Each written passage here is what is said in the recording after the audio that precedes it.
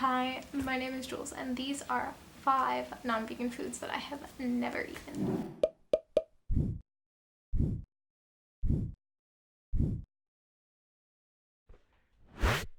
Hi, welcome to Vegan Quirks, where we talk about veganism, minimalism, environmentalism, travel, animal welfare, and more.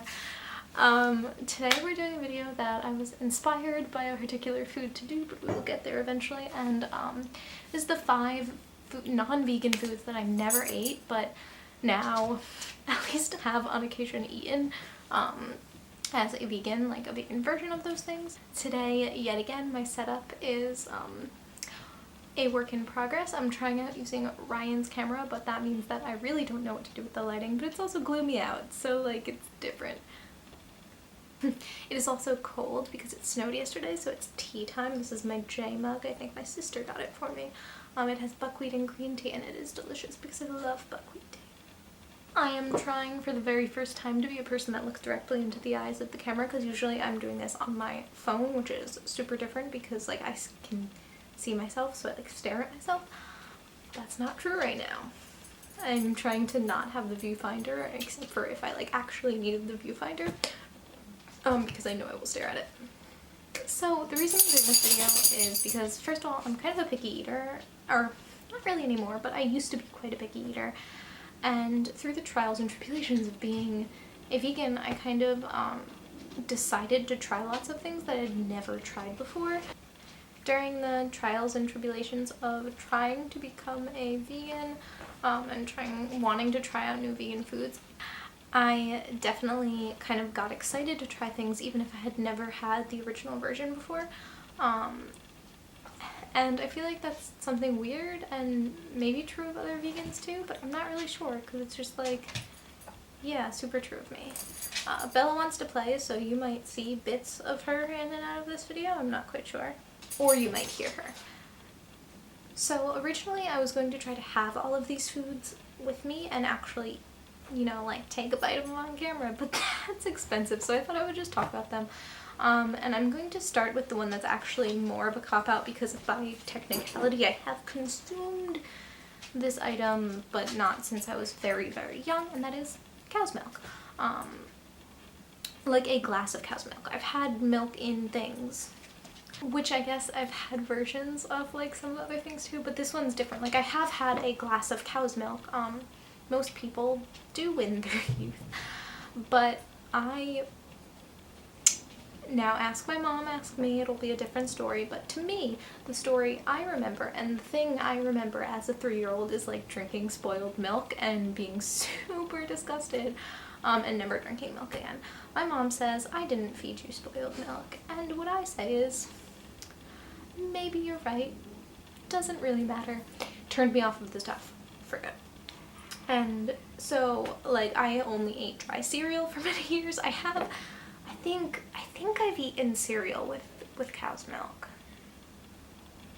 I'm like maybe on an airplane once, but honestly I'm not sure because it just was something that for so long I didn't do, and I remember now I do it, but like with non-dairy milks. But drinking a glass of milk, something I never did, something I'm still like not a huge fan of, but will occasionally do with like if I get like a nice and sweetened like non-dairy milk, it is kind of like it can be like cozy to like sit and drink something like thick, and especially if you warm up a glass of like soy milk. I love hot soy milk.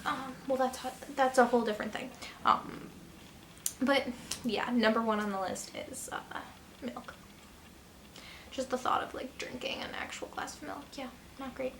Number 2 on my list is a cream cheese bagel. So, oh god, for those of you that aren't like northeastern like kind of people, I guess specifically like New York and New Jersey, this might not like mean a lot to you, but growing up having like bagels on Sundays like in our household was super normal. It's like, you know, a staple food of the New York metropolitan area, but like also New Jersey because we share a lot of stuff. But I was always a bagel with butter kind of person. Cream cheese grossed me out, like the texture just seemed no, I never wanted to try it, so I was a bagel with butter person through and through growing up. But now if I go to a bagel shop in New York, now that I live in New York, so this is actually a pretty recent thing that I've done. I've had cream cheese, like, I think I've bought store-bought, like, you know, tofu-y cream cheese or something to try, and I was like, oh, okay. Like, it's fine. But having like a bagel with cream cheese is specifically something that is like so New York. But like at New York bagel shops, most of them now, not most of them, a lot of them now have tofu cream cheese, and so I can get a bagel with a spread on it that's vegan, which like they don't usually have a vegan butter, so like this is my option. For a long time I would do peanut butter at places that had it, but that means I'm kind of restricted to like a bagel that would taste good with peanut butter, whereas like everything bagel is my absolute favorite. So yeah, that's actually something that I like now, and like if I have the opportunity to like get a toasted bagel with like tofu cream cheese, I'm on it. Number 3 is yogurt. This is the grossest one to me, I think. Someone opens a yogurt across the room, you can bet I'm gonna be like, what is that disgusting smell? I hate the smell of yogurt, and I used to be more nasty about it, like more like rude, I guess, about it. Not like I'd say to like a stranger like, hey, why the fuck do you have yogurt here? But I think I was less like, I was just like what's wrong with you kind of thing. And though yogurt is not really one of the foods I would categorize in this way, I do understand that having problems with the way a person's food that they choose to eat smells is rude and in some cases racist, and so I try to like not be super like that anymore. But yeah, I've always had like a strong aversion to yogurt. I could never possibly try it because the smell was like super strong and not good to me. And so yeah, when I went vegan, once I was at a restaurant actually in China that was like a vegan restaurant. I went with my friend and they happened to serve soy yogurt, and I was like, sure, I'll try this. And the smell was not like quite as pungent as like dairy yogurt is, and that's something I have noticed. The reason why I can eat soy yogurt, I don't eat it all the time, but I can eat it, is because it's just not quite as pungent smelling. Like if I get real close I smell it, but it's not the thing where I open it and across the room I know it's there. So basically, yeah, I tried this soy yogurt. It wasn't bad. It was kind of tart, not that bad. So sometimes now I have yogurt. Not all the time because it's expensive. I've been interested in making my own, but I've not done it yet. But yeah, that's that. Number 4 on my list is cheesecake. Now, I think it's funny because I feel like raw vegan cheesecake is such the like epitome of like classic standard vegan desserts, though. Like every fucking place has a raw vegan cheesecake. And like the idea of cheese and sweets, especially like the whole cream cheese thing, do you see where these things all mesh together? I just could not fathom doing it. But then I've had vegan cheesecakes that are so good, and I don't know if like non-vegan cheesecake also actually tastes good and I was just being stupid not to try it, but like vegan cheesecakes are delicious. Sorry, that one's not like as long or interesting, just kind of like, oh, it grossed me out, now I've tried it. Okay, and last but not least, number 5. This is actually the reason why I made this video. I'm guessing it's gonna be in the title somewhere because like and I'm also gonna get the thing for you because I still have not yet tried the thing. The thing, by the way, is tuna. Yeah, so I have never eaten tuna before. Actually, I've eaten like tuna sushi, but I've never eaten like canned tuna or packaged tuna like this to make like, you know, a tuna salad or whatever. And someone on Olio was giving this away. So Olio is this app that you could like put up food that you're like, you don't want to go to waste but don't want. And someone put up this fish-free tuna, which is something I've seen but been like, oh, I don't like tuna salad, why would I ever try this? But it was free, so I figured I'd buy it or get it from them. And so this is plant-based tuna. Not sure what's gonna happen.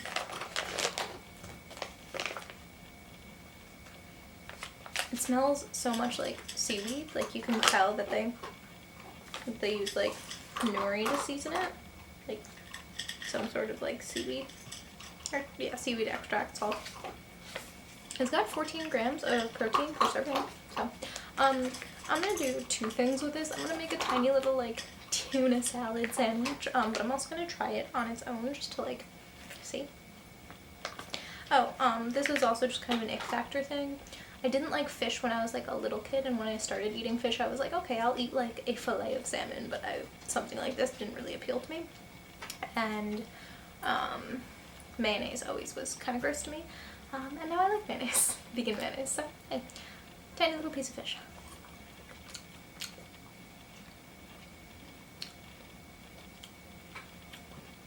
Interesting. I don't know like what to say about this texture. It's honestly like a little on the bland side.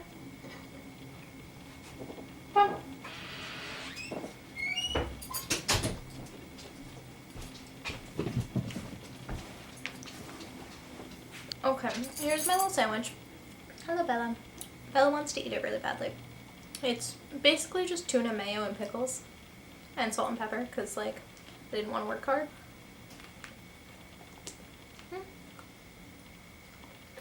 Oh. This tastes good. It might just be all the mayo though. And the texture's a little like gritty? Not gritty. Yeah, I like this. I don't know if I'd buy it. Like, I like making sandwiches out of like other stuff that's maybe cheaper. And I could just put like tofu and nori in a sandwich. Okay, well that has been Jules tries to eat tuna for the first time and tells you about all of the food that they've never eaten. I hope you've enjoyed this episode of Vegan Quirks. Until next time, my dears. Bye guys. Kiss me.